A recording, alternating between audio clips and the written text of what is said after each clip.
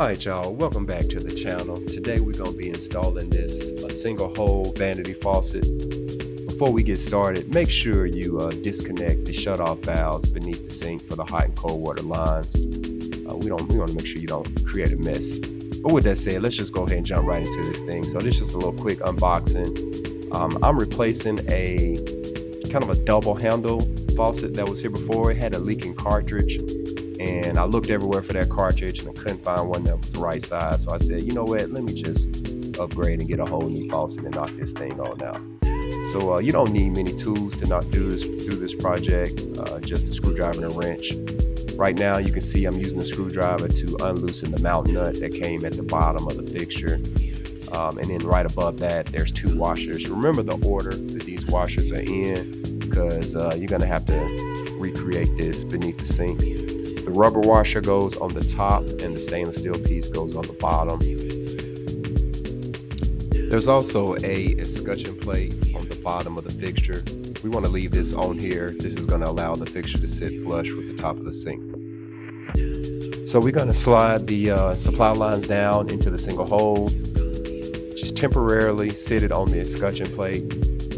We're going to tighten all this up later towards the end, but that just gets you started. So let's go beneath the sink. So remember, rubber washer goes on top, stainless steel goes on bottom.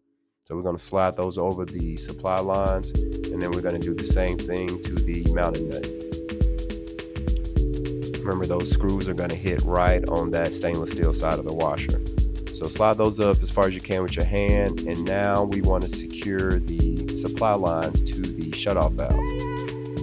I like to go ahead and connect everything up so that I can do a test and make sure that there's no leaks or anything before we secure the faucet to the sink.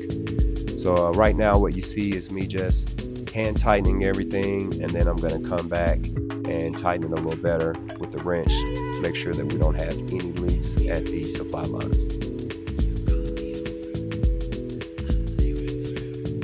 So there's a little filter that I like to take off before I do my flush test, just so it can rinse out anything that may be in the line, any manufacturing dust or debris that could be in there. So we're going to unscrew this with the wrench and then just hand loosen it. Be careful. You don't want, there's a little piece in there that can fall off and go down in the drain. You won't want that to happen.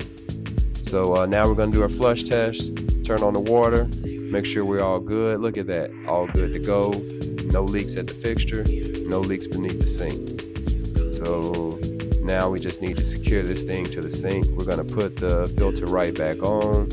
We're going to hand tighten it a little bit, come back in and tighten it with the wrench. We don't want to have this too tight, just tight enough to where it doesn't come off. All right, so here's the tricky step. So most sinks, it is very difficult to reach the back of this sink. So you got to kind of do most of this with your hand as much as possible. So try to have the screws already ready to go. Screw this thing as tight as you can with your hand, and then come back with a screwdriver and just tighten those things to secure it firmly to the sink. And that's it. Now it's time to make this thing do what it do. We're going to turn it on one more time, make sure we're good. Hit the hot and cold water sides to make sure everything's working properly. And that's it. So if you like this video, click and subscribe, and appreciate you for watching.